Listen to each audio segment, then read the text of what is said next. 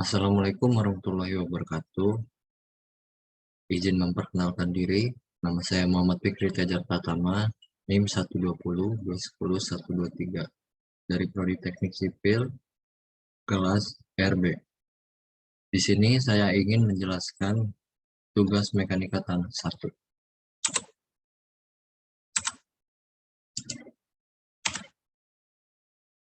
Dan ini biodata saya. Dan ini saya diampu oleh Pak Saidus Suhada selaku dosen pengampu. Di sini terdapat uraian tugas. Yang pertama, jelaskan proses pembentukan bumi dan patahan. Dan yang kedua, sebutkan jenis peta geologi dan jelaskan kegunaannya pada bidang konstruksi. Yang ketiga, jelaskan proses terbentuknya batuan, jenis batuan, dan mineral yang terkandung.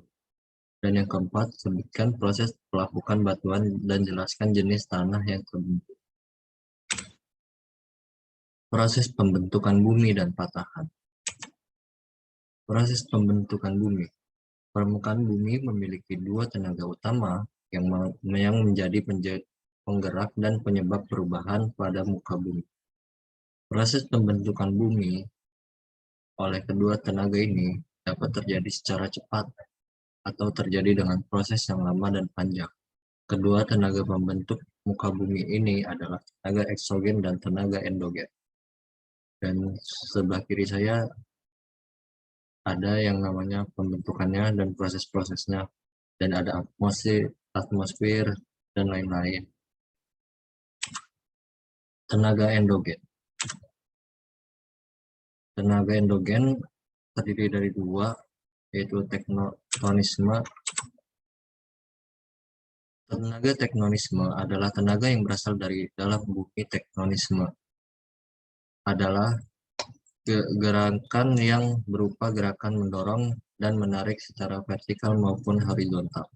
Tektonisme terjadi akibat adanya tekanan dari panas yang ada di dalam inti bumi. Inti bumi adalah bagian terdalam dari bumi. Suhu panas yang ada di dalam inti bumi ciptakan tenaga yang mendorong atau menarik lapisan batuan yang ada di dalam bumi. Lapisan bumi yang tertarik dan terdorong akan kembali menarik atau mendorong bagian lapisan di atasnya, hingga menyebabkan perubahan pada pembentukan permukaan bumi. Dan yang kedua ada vulkanisme. Vulkanisme adalah gerakan magma yang ada di dalam bumi. Magma adalah cairan yang panas yang berasal dari inti bumi.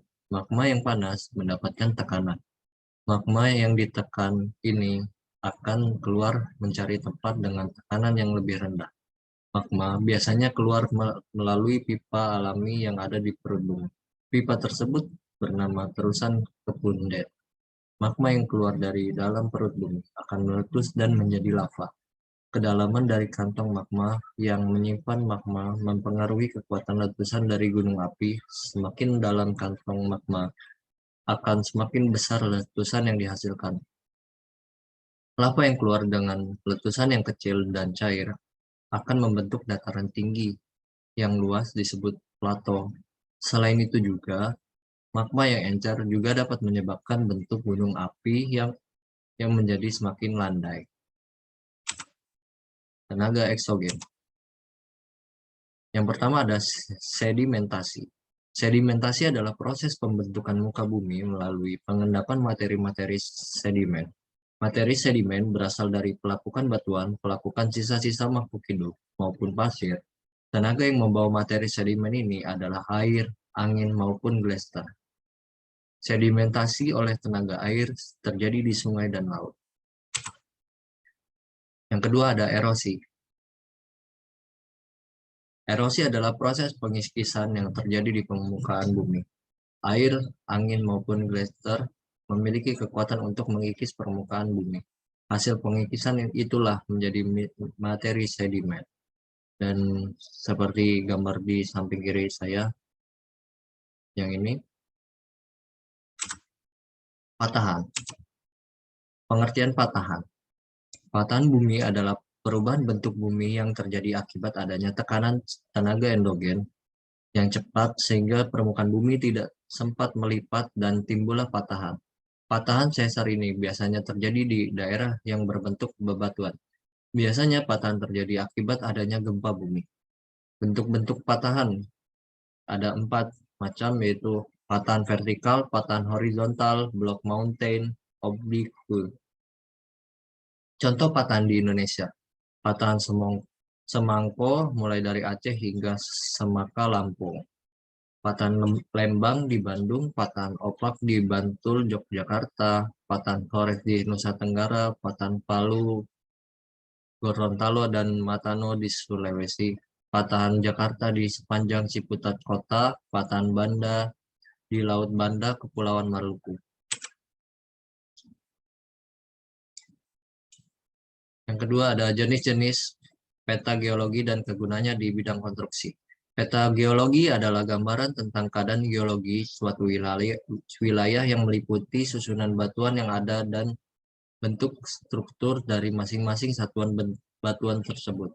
Peta geologi merupakan sumber informasi dasar dari jenis batuan, ketebalan, kedudukan satuan batu, susunan satuan batu, struktur sesar, perlipatan dan kekar, serta proses-proses yang pernah terjadi di daerah ini. Dan di gambarnya ada di samping kiri. Jenis-jenis peta geologi. Peta geologi permukaan atau surface geological map, peta singkatan atau outcrop map, peta ikhtisar geologis, peta struktur, peta isopat, peta fotogeologi, peta hidrogeologi. Kegunaan peta geologi dalam konstruksi, jika dilihat dari segi pembangunan nasional, memiliki kegunaan untuk mendukung banyak program perencanaan pembangunan di wilayah yang mencakup tahap perencanaan, pelaksanaan, dan juga evaluasi. Informasi yang didapat dari peta geologi ini akan memberikan informasi dalam bentuk jenis dan juga penyebaran batuan, susunan morfologi, kemiringan lereng, urutan variasi bebatuan, tingkat rantan tanah, dan juga pengambilan keputusan atas layak atau tidaknya sebuah wilayah untuk sebuah maksud atau tujuan.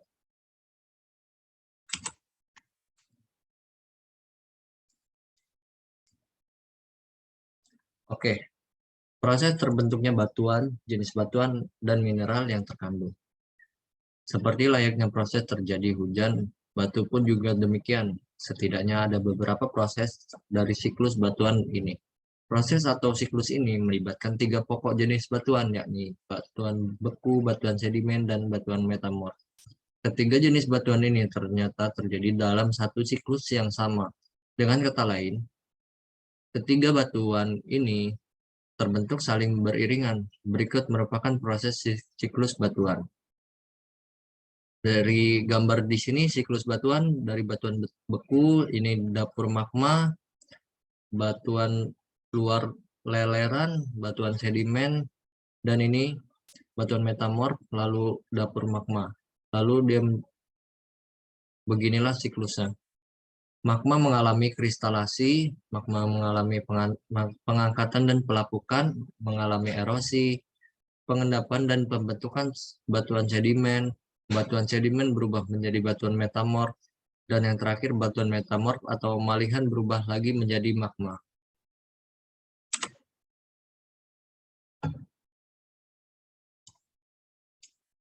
Jenis-jenis batuan. Yang pertama ada batuan sedimen. Batuan sedimen merupakan jenis batuan yang terbentuk di atas permukaan bumi dan dibekukan pada suhu dan tekanan udara yang rendah. Batuan sedimen sebenarnya merupakan bentukan dari batuan yang pernah ada sebelumnya yang sudah terkenal berbagai jenis pelapukan dari erosi tanah.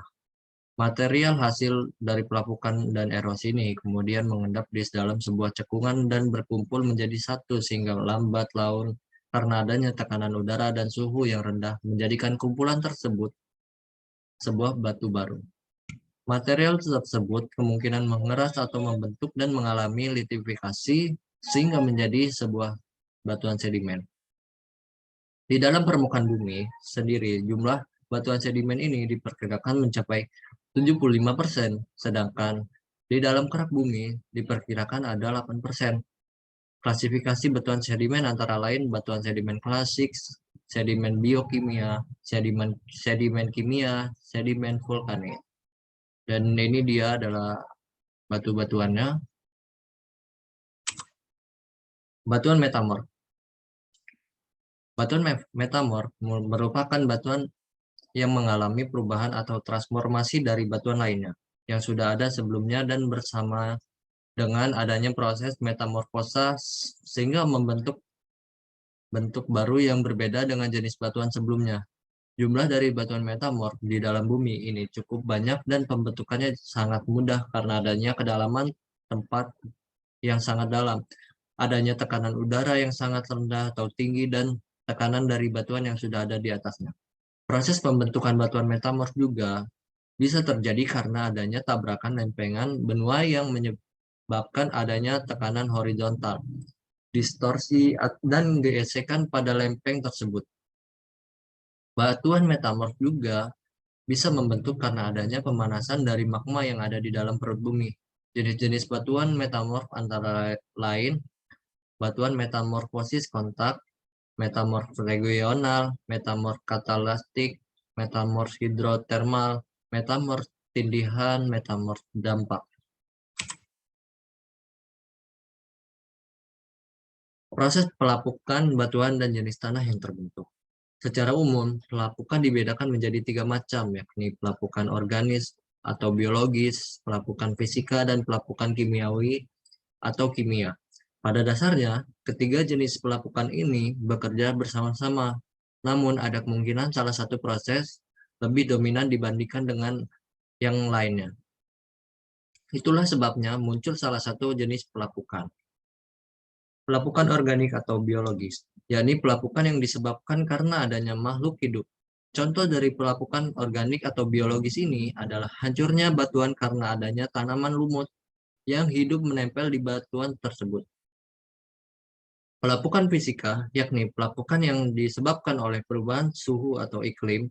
Sebagai contoh dari pelapukan ini adalah hancurnya batuan dikarenakan adanya perubahan cuaca dari musim kemarau hingga musim penghujan. Pelapukan kimia atau kimiawi, yakni pelapukan yang terjadi karena tercampurnya batuan dengan zat-zat kimia. Contoh dari pelapukan ini ialah hancurnya batuan yang disebabkan karena tercampur oleh limbah pabrik yang mengandung bahan kimia. Dan ketiga jenis batuan ini. Dan jenis-jenis tanah. Jenis-jenis tanah.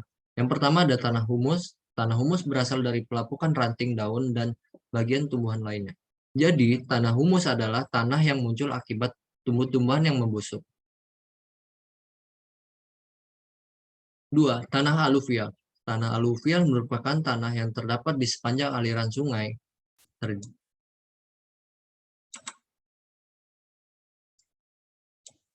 Terjadi karena endapan lumpur yang terbawa aliran sungai. Sifat tanah ini sangat dipengaruhi oleh material yang terkandung oleh sungai yang melaluinya. Yang ketiga ada tanah kapur. Berbeda dengan tanah humus. Tanah kapur tidak memiliki unsur hara, sehingga tanah ini bersifat tidak subur.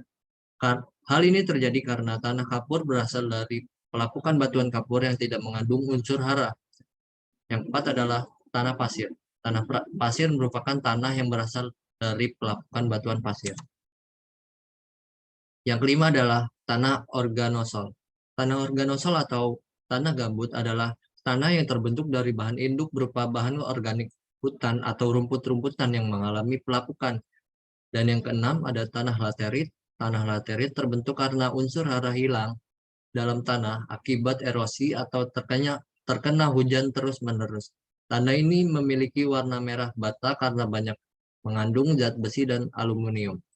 Yang ketujuh adalah tanah vulkanik. Tanah vulkanik adalah tanah yang berasal dari muntahan gunung berapi yang sudah mengalami pelapukan.